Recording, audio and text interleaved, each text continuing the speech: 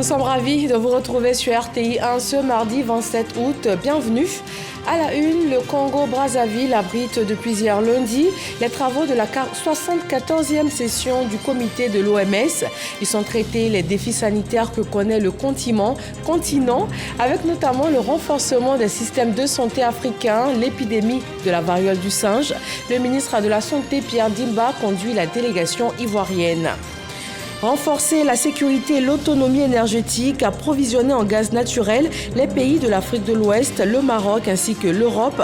Il en est question à Abidjan, la CEDEAO, le Maroc et les autres parties prenantes au projet de réalisation du gazoduc Nigeria-Maroc qui sont réunis pour valider les documents de gouvernance de cette infrastructure. Dans le dossier EcoPlus de ce 20h, on parle d'agroforesterie, une solution pour la sauvegarde du couvert forestier.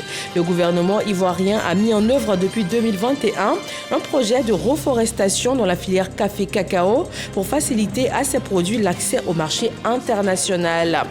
Et puis en France, le président Emmanuel Macron a récemment mené une série de consultations à l'Élysée avec les différentes forces politiques françaises. Bonsoir à tous. La CEDEAO, le Maroc et les autres parties prenantes au projet de réalisation du gazoduc Nigeria-Maroc sont réunis en ce moment à Abidjan. Ils travaillent à valider les documents de gouvernance pour cette infrastructure offshore, notamment l'accord intergouvernemental et l'accord de pays hôtes. Ce projet stratégique majeur devrait renforcer la sécurité et l'autonomie énergétique en approvisionnant en gaz naturel les pays de l'Afrique de l'Ouest, le Maroc et également l'Europe. Lancine Bakayoko. Le gazoduc Nigeria-Maroc, dont la longueur avoisinera les 6000 km, vise à relier les ressources gazières du Nigeria au marché européen en passant par une douzaine de pays ouest-africains. Bien plus qu'une infrastructure énergétique, le gazoduc Nigeria-Maroc est un vecteur de transformation pour notre région, un outil de coopération internationale et un catalyseur de prospérité économique. Ce projet a le potentiel de redéfinir la dynamique énergétique de notre région en renforçant notre position sur la scène mondiale. L'accroissement de la disponibilité du gaz naturel permettra non seulement de renforcer les capacités de production électrique, dont 42% de la puissance installée dépendra du gaz naturel à l'horizon 2033, mais aussi de stimuler le développement économique, industriel et agricole de la CEDEAO. Le gaz naturel étant également une énergie pour le développement durable, son utilisation abondante dans la région permettra à nos États de contribuer aux efforts du monde de lutte contre les changements climatiques, de booster la mobilité propre et durable et de stimuler la pénétration de l'énergie de cuisson forte. Le gazoduc Nigeria-Maroc, un méga-projet qui va mobiliser environ 25 milliards de dollars. D'où l'importance de créer un consensus autour des documents réglementaires et institutionnels relatifs à ce gigantesque projet offshore. Des documents essentiels pour au moins 3 raisons. La première, c'est d'assurer une gouvernance transparente et efficace, afin d'éviter les conflits et assurer une gestion efficace des ressources. La deuxième raison que nous relevons, c'est de faciliter l'intégration régionale. La troisième raison, c'est de stimuler le développement économique dans notre sous-région en fournissant de l'énergie électrique moins onéreuse à partir du gaz naturel pour satisfaire les besoins des industries, mais aussi de nos populations. Le cadre juridique formalisé, la décision finale d'investissement est prévue courant 2025. Les premières retombées de ce pipeline transafricain sont attendues aux environs de 2028. Le ministère des Eaux et Forêts et l'autorité du bassin du Niger renforcent les capacités des usagers du bassin du Niger, que sont les pêcheurs, les maraîchers et même les collectivités. L'objectif est de pouvoir contribuer à l'amélioration de la gestion des ressources en eau et aussi de mieux capitaliser leurs activités. Franck Wadio. Les usagers des ressources du bassin du Niger renforcent leurs capacités. L'idée est d'améliorer la gestion et la gouvernance des ressources, sans oublier le système appui-faire de ce bassin partagé par 9 pays. L'activité de ce jour est centrée sur les acteurs de la portion nationale. Aujourd'hui, nous sommes là pour le renforcement des capacités au niveau du projet ITAS, que nous souhaitons la bienvenue pour pouvoir améliorer les choses, pour avoir des projets pilotes après cet atelier. Nous sommes d'une zone très pauvres. Nous comptons sur les appuis de ces projets pour sortir nos populations de leur étagie de pauvreté, tout en émirant des projets génératifs de revenus. Ce sont des projets autour de la pêche, du maraîcher, entre autres, et portés par les collectivités sur financement des Nations Unies qui ont appuyé l'autorité du bassin du Niger dans la mise en œuvre. La formation s'appuie sur 5 thématiques identifiées. Aujourd'hui, nous sommes arrivés à un stade où on va renforcer les capacités de ces usagers pour que, à leur tour, ils soient vraiment les ambassadeurs de leur zone respective. Ça, c'est la première étape, Côte d'Ivoire, et on va continuer en tout cas sur les autres pays membres de l'ABN pour faire la même série de formations. Une gestion efficace des ressources en eau pour en maximiser les profits, comme le relève l'autorité de tutelle, président des travaux. Je considère cet atelier national comme une réelle opportunité pour la Côte d'Ivoire afin que nous puissions ensemble promouvoir les initiatives visant l'implication efficace des usagers et usagères des ressources naturelles du bassin du Niger dans les activités de l'autorité du bassin du Niger. Ce renforcement des capacités des usagers du bassin du Niger livrera ses conclusions ce mercredi 28 août. En santé, le Congo-Brazzaville abrite depuis hier lundi les travaux de la 74e session du comité de l'Organisation mondiale de la santé. Plusieurs thématiques sont abordées, à savoir le renforcement des systèmes de santé africains grâce aux réformes de l'OMS. L'actualité de l'épidémie de variole du singe sur le continent est également au menu. Le ministre de la Santé, de l'Hygiène publique et de la couverture maladie universelle, Pierre Demba, conduit sur place la délégation ivoirienne. Mahama Traoré. Les 47 États membres sont réunis à Brazzaville au Congo pour cette 74e session du Comité Afrique de l'Organisation mondiale de la santé, OMS. Les travaux, ouverts en présence du président congolais Denis Sassou Nguesso et du directeur général de l'OMS, sont le lieu d'évoquer l'actualité sanitaire du continent, marquée par l'épidémie de la variole du singe. Le patron de l'OMS évoque à cet effet un plan de riposte chiffré à 131 millions de dollars pour les 6 prochains mois. La Côte d'Ivoire compte une trentaine de cas détectés. Le pays représenté à cette réunion par son ministre de la Santé, Pierre Demba, prend la pleine mesure de la situation. Nous avons pris des dispositions au niveau du gouvernement sous instruction du chef de l'État et le leadership du Premier ministre pour circonscrire cette épidémie et nos équipes sont à la tâche. Nous sommes en pleine négociation avec CDC Africa, l'OMS, et je pense que pour ceux qui sont des personnes à risque, comme le personnel de santé ou ceux qui sont autour des malades, des vaccins vont parvenir très prochainement pour que nous puissions donc vacciner ceux qui en ont besoin. D'autres sujets importants seront également abordés lors de cette réunion. Il s'agit pour les 47 États de la région de voir comment faire progresser davantage la santé dans notre sous-région pour avoir une région sûre, une région prospère, mais une région saine. L'Afrique doit arrêter un cadre de plaidoyer pour parler d'une même voix, que ce soit pour le traité pandémique, mais également pour la mise en œuvre du RSC, qui est donc le règlement sanitaire international, qui permet donc à tous nos États dans le monde de gérer les épidémies. Cette 74e session sera également marquée par l'élection d'un nouveau directeur régional Afrique de l'OMS. 4 candidats sont en lice pour ce poste.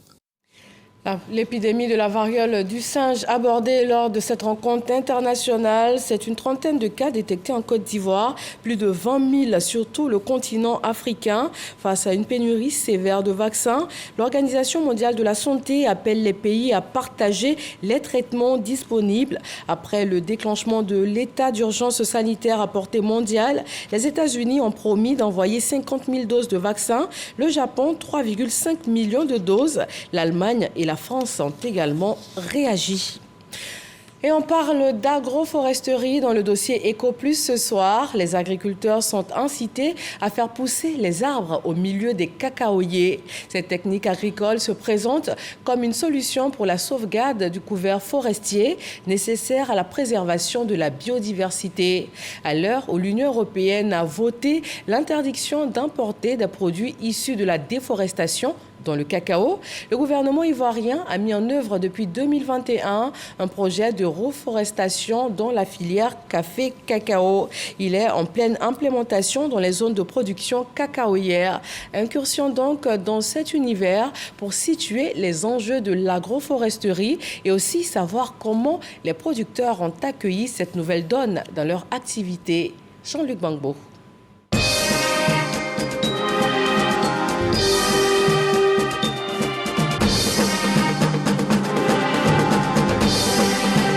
Petite Yémé, dans la sous-préfecture de Niamangui, à 25 km de Soubré. Le producteur de cacao qui constitue la population principale de ce gros campement écoute tour à tour les membres de cette équipe de sensibilisation sur l'agroforesterie. Si on ne prend pas des dispositions, ça veut dire que dans encore 10 ans, notre forêt va disparaître. On a vu que si on met les arbres avec les cacaoyers ensemble, ça peut être bénéfique pour le cacaoyer. Non seulement pour le cacaoyer, mais pour tout l'environnement autour du cacaoyer. Cette équipe composée d'agents du Conseil Café Cacao et de l'ANADER, l'Agence nationale d'appui au développement rural, n'est pas à sa première sensibilisation sur le sujet dans cette localité. Nous avons été sensibilisés plusieurs fois. On parle de changement climatique. Mais qu'est-ce qu'il prouve? Qu'est-ce qu'il fait? C'est le manque d'arbres. Nous n'avons plus d'arbres. Et si aujourd'hui l'État a pensé qu'à partir de l'arbre, l'on peut survivre aussi, donc c'est un bon projet. L'agroforesterie cacaoyère est un système de production qui combine des cacaoyers avec des espèces non cacaoyères pour un ou plusieurs bénéfices spécifiques. Depuis 3 ans, la Sina Diarasuba plante des arbres dans ses cacaoyers. 3 de ces 15 hectares sont parsemés de plants de fraqués, akpi ou petits colas.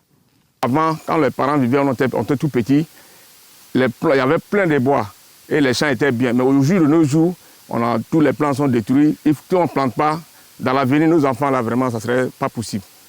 La SINA a planté au total 90 plants à raison de 30 plants par hectare.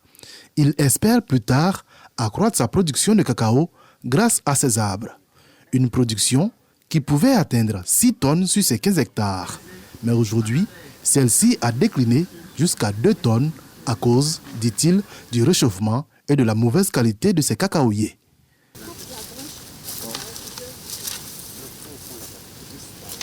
L'agroforesterie, un projet vital donc pour la filière cacaoyère. Le Conseil Café Cacao organise avec l'appui de l'ANADER des opérations de distribution gratuites de plants aux producteurs, comme ce jour dans cet autre campement de Niamangui. Bois BT, combien? 1000. Niangon 500. Akui 120. 1500. 500, ça fait 2000 plus 1000, 3120. 3120. C'est bon. Notre objectif s'inscrit donc dans la volonté de transformer le verger ivoirien, le verger cacaoyer, en système agroforestier.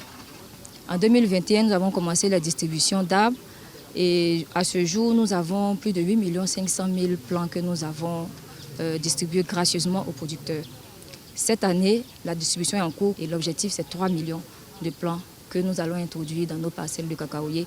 Et puis pour ceux qui veulent éventuellement faire des reboisements aussi, nous encourageons très vivement ces reboisements. Des plants soigneusement contrôlés par l'ANADER. Car, en plus de la qualité des plants, le cacaoyer ne s'accommode pas avec n'importe quelle variété d'arbres. Il y a des arbres qui ne sont pas amis du cacao, comme on le dit dans nos jargons. Il y a des arbres qui attirent des insectes qui ne vont pas avec la culture du cacao. C'est pour cela qu'il y a des arbres qui sont sélectionnés. Par exemple, on a le fraqué, le niangon, le cédrela, l'akpi, comme on appelle ça, le petit cola. On ne met pas n'importe quel arbre dans les champs de cacao. Sinon, tu risques de créer d'autres problèmes. Et la pépinière, elle, ne se plante pas n'importe comment. Alors, une séance de démonstration et d'explication est faite juste après la distribution, dans un champ école. Sur les lignes, vous allez voir qu'on va mettre les plants à 16 mètres et demi, l'un de l'autre. Et quand on finit la première ligne, on prend la deuxième ligne, nous allons avoir une distance de 20 mètres. nous faisons tout ça pour que les plants soient bien répartis sur la parcelle. Au cours du siècle dernier, le couvert forestier de la Côte d'Ivoire est passé d'environ 16 millions d'hectares à 2,97 millions d'hectares en 2021, selon le dernier inventaire forestier et faunique IFFN. L'agroforesterie contribue à restaurer les terres dégradées et à promouvoir l'agriculture durable. Les agriculteurs peuvent augmenter leurs revenus à travers une meilleure productivité, mais également diversifier leur culture. Un message que les autorités administratives locales ne se privent pas de relayer chaque fois qu'ils en ont l'occasion. Il arrive que parfois nous-mêmes nous partons au contact des populations, qu'on se déplace pour aller dans les différents villages, pour aller expliquer davantage cette initiative-là aux différentes populations. En Côte d'Ivoire, si le code forestier a été modifié en 2019 pour garantir les droits des agriculteurs sur les arbres présents dans leurs champs, le transfert effectif des propriétés tarde tout de même à se concrétiser. Et la participation de ces agriculteurs à l'effort de reconquête du couvert forestier national reste marginale. Celui-ci était de 9% en 2023, alors que les perspectives tablent sur 20% d'ici 2030. L'agroforesterie comme solution pour une production cacaoyère durable et pérenne et aussi pour la préservation du couvert forestier. Dans la filière riz également, des dispositions sont prises pour de meilleurs résultats. Les producteurs, les transformateurs et les distributeurs planchent sur l'avenir de la filière lors de l'Assemblée générale ordinaire de l'Organisation interprofessionnelle agricole de la filière riz. Direction d'Imbokro dans la région d'Unzi avec la phase 2 de la stratégie nationale de développement de la riziculture, le projet de production de semences ainsi que les élections dans les unions de base sont entre autres les points abordés au cours de cette assemblée générale ordinaire de l'Organisation interprofessionnelle agricole de la filière riz. Réunis dans la région d'Unzi, les acteurs s'engagent pour une filière plus performante. Il a été décidé que 3 personnes par société coopérative organisée et en règle vis-à-vis des pôles, ce sont ces personnes-là qui peuvent prendre part dorénavant à toute élection ou bien à toute assemblée, en tout cas de façon organisée. Pour le mois de septembre, on a décidé tous les transformateurs de Côte d'Ivoire de se réunir à Abidjan pour une rencontre pour pouvoir situer tous les enjeux au niveau des activités de la transformation au niveau de la Côte d'Ivoire pour pouvoir vraiment atteindre nos objectifs. Autre décision assez importante prise au cours de cette assemblée, l'organisation, à l'instar de certaines filières agricoles, des journées nationales du riz en décembre prochain. Il y a cette volonté manifeste de l'État de Côte d'Ivoire à travers les actions du président Ouattara qui nous donne aujourd'hui beaucoup d'espoir. L'espoir de faire de la Côte d'Ivoire un grand pays producteur de riz, l'espoir de faire de la Côte d'Ivoire un pays qui est autonome, qui est souverain en matière de nutrition alimentaire. La production nationale du riz local s'élève à 1,4 million de tonnes pour un besoin évalué à 2 millions de tonnes. Avec l'introduction de variétés à très haut rendement, les prévisions de production sont estimées à plus de 2 millions de tonnes d'ici à 2027. Et on change de décor avec cette mission spéciale de la Haute Autorité pour la bonne gouvernance dans les régions des Grands Ponts et du sud de Comoé. L'objectif est d'enregistrer les déclarations de patrimoine des agents publics en fonction dans ces régions. L'institution se rapproche ainsi d'eux pour leur faciliter l'accomplissement de cette obligation constitutionnelle. Carmel Dia. Siège du Conseil régional des Grands Ponts, c'est une ambiance peu ordinaire qui règne ce jour dans la salle de conférence.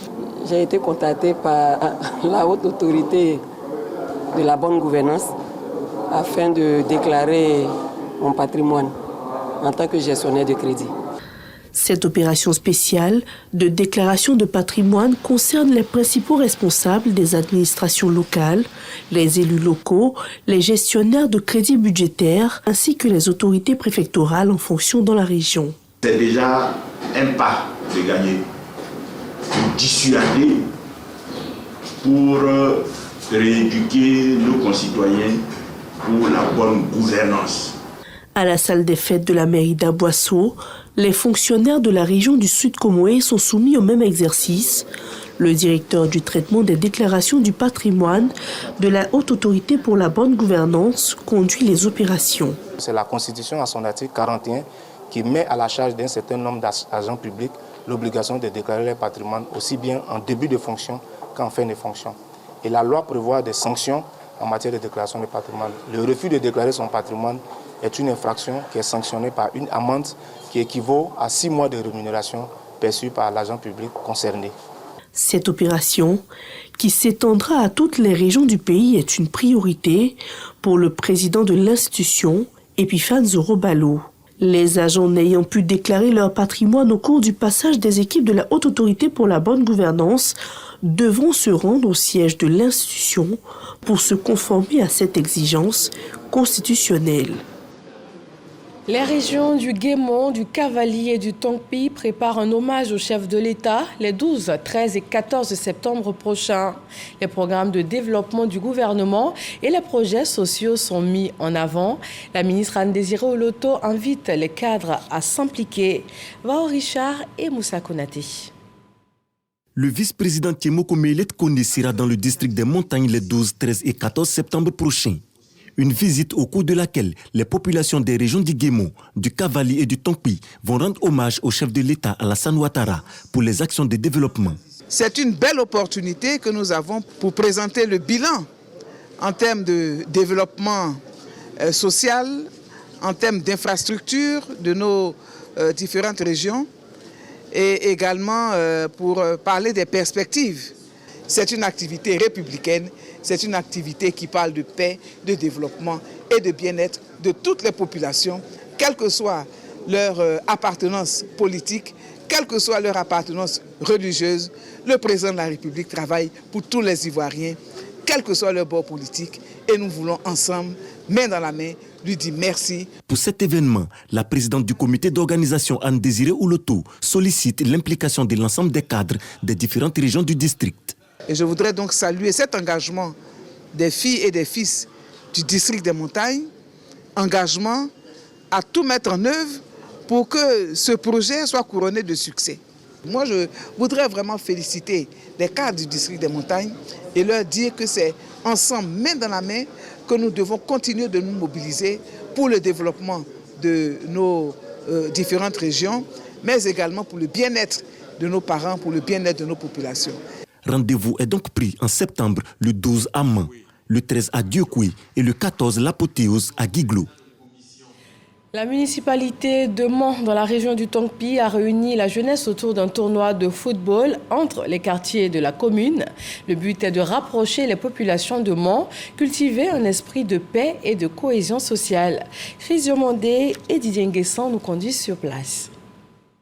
Apporter la cohésion sociale, l'entente et le vivre ensemble entre les quartiers de la commune de Mans autour des activités sportives dénommées tournoi communal. Voici les concepts que développent les cadres de la région du Tongpi. Une initiative du maire de la commune, Aboubakar Sidiki Fofana, qui vise à rapprocher les fils et filles de la région. Nous avons décidé d'organiser un match de gala entre deux quartiers emblématiques de notre ville, sous le sceau de la réconciliation, sous le sceau de la cohésion sociale, pour que les jeunes de Mans puissent se donner la main et savoir que seule la cohésion, seul le vivre ensemble peut permettre le développement d'une ville et le développement d'un pays. Pour le préfet de région du Tongpi, cette initiative vient consolider la paix dans le cœur des populations. L'objectif visé était de dire aux enfants, aux habitants des deux quartiers, Koko et Djoulabou, que nous sommes ensemble, que c'est la même population, nous sommes frères, nous sommes amis et nous sommes tout à la fois et que nous devons arrêter de nous battre, quelles qu'en soient les raisons. Et nous avons vu à la fin du match une très très belle image. Ils se sont tous tenus les mains pour venir vers nous et à travers encore la photo que nous avons pu faire, je puis dire que l'objectif qui était assigné à cette compétition-là, l'objectif a été atteint. La municipalité de Mans entend propager ce tournoi communal dans toutes les localités de la région du Tongpi afin d'instaurer un climat de paix et d'amour entre les peuples. Dans la région de la Nawa, le Rassemblement des oufouettistes pour la démocratie et la paix investit le terrain au programme information et sensibilisation à la participation au processus électoral en cours, avec notamment l'inscription sur la liste électorale et la participation au scrutin à venir. Patricia Omouetia. Ce rendez-vous des militants et des militantes du RHDP a débuté par les mots de Traoré Lassana. Il exhorte à l'union et à la cohésion afin de permettre au RHDP de renforcer sa présence sur le terrain dans la Nawa. Le sénateur et maire a exhorté l'ensemble des militants à soutenir le coordonnateur régional afin de l'aider à réussir sa mission pour la victoire du RHDP. Alain Richard Donvaï, coordonnateur régional, a félicité les militants pour la victoire obtenue lors des dernières élections municipales, régionales et sénatoriales. Le président Alassane Ouattara nous a montré à quel point sa présence à la tête de la Côte d'Ivoire pouvait apporter du bien, non seulement à la nation ivoirienne, au peuple ivoirien et au pays, qui, sans nul doute, n'a pas à démontrer ses avancées notables. Au niveau de la santé, nous avons pu voir des avancées palpables dans la région de la Nawa. Au niveau des écoles, collèges, lycées, le travail qui a été fait est visible, n'est pas caché. Nous allons faire encore plus avec le président Ouattara. Selon Alain Richard Donvaï, le Bas-Sassandra se prépare à rendre un grand hommage au président de la République et à lui demander d'être le candidat du parti pour achever le travail de développement qu'il a commencé. Le tableau est le même dans la zone centre-est du pays. Le secrétaire départemental du RHDP Mbayakro commune et sous-préfecture de Banguera a appelé les militants du parti à souscrire à l'opération e-militant et à se faire enrôler sur la liste électorale. Le reportage de Boubacar Silla et Kader Sogodogo. Les militants du Rassemblement des oufouettistes pour la démocratie et la paix, RHDP, de la sous-préfecture de Banguera, dans le département de Mbayakro, exhortés à souscrire à l'opération e-militant pour une meilleure organisation locale et une prise en compte de leurs besoins par la direction du parti. À travers une tournée de sensibilisation et de mobilisation dans plusieurs villages de cette circonscription de la région de Lifou, le secrétaire départemental de Mbayakro commune et sous-préfecture de Banguera invite les militants à se faire enrôler et à sensibiliser les sympathisants qui participent aux activités politiques. Touré Moussouari, qui appelle les responsables locaux à l'union, demande également aux populations à adhérer aux idéologies du parti car selon lui, le meilleur cheval pour les futures échéances électorales, c'est le RHDP avec à sa tête le président Alassane Ouattara. Le président du directoire, M. Kafana Gilbert, qui nous a laissé des instructions fermes pour venir mobiliser, n'est-ce pas, les militants. Et comme il y a l'audience foraine qui arrive et aussi la révision de la liste électorale, nous avons parcouru tous les villages pour faire passer le message. Au terme de cette tournée, les militants et la chefferie de Banguera ont exprimé leur volonté d'organiser une journée d'hommage au président de la République, Alassane Ouattara, pour ses actions de développement dans leur sous-préfecture. On reste sur la scène politique. Le parti pro-Côte d'Ivoire pour la démocratie et la souveraineté prépare lui aussi la prochaine échéance électorale en Côte d'Ivoire. Il vient de désigner son candidat pour l'élection présidentielle de 2025. Noussangaré et Franck Quadio. Kevin Fieni Kofi est le candidat du parti pro-Côte d'Ivoire pour la démocratie et la souveraineté. Il a été désigné à l'unanimité. Il aura donc la charge de défendre les couleurs de son parti à l'élection présidentielle d'octobre 2025. Gouverner la Côte d'Ivoire autrement, c'est le principe de cette formation politique qu'incarnera son candidat Kevin Fieni Kofi. Notre projet, c'est de faire de la Côte d'Ivoire une république fédérale avec 9 États fédérés, des gouverneurs élus par leur population pour permettre une saine et efficace concurrence, pour permettre un réel développement, une réelle prospérité de l'État fédéral, si les populations nous font confiance et qu'on vienne au pouvoir. La formation n'est pas celle qui est longue forcément, celle par laquelle on pourrait perdre assez de temps. Non, la formation doit être brève, concise et efficace. CP1, CP2, nous pensons que c'est la même chose, c'est une perte de temps. Il faut les résumer pour que les enfants gagnent du temps, qu'ils aient beaucoup plus de temps de formation que de faire 6 ans à répéter les mêmes choses.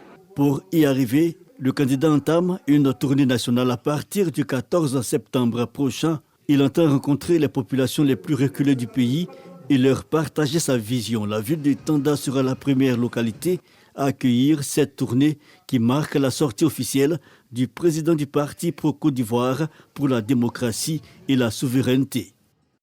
Et puis, dans l'actualité internationale, le président français Emmanuel Macron a récemment mené une série de consultations à l'Élysée avec les différentes forces politiques françaises.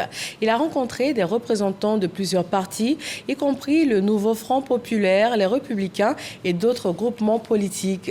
L'objectif est de trouver un consensus afin d'éviter une motion de censure et assurer la stabilité institutionnelle du pays. Merci de votre attention. Demain 20h, retrouvez Kolo Koulibaly sur RTI 1. Moi, je vous dis à samedi. Excellente fin de soirée à tous.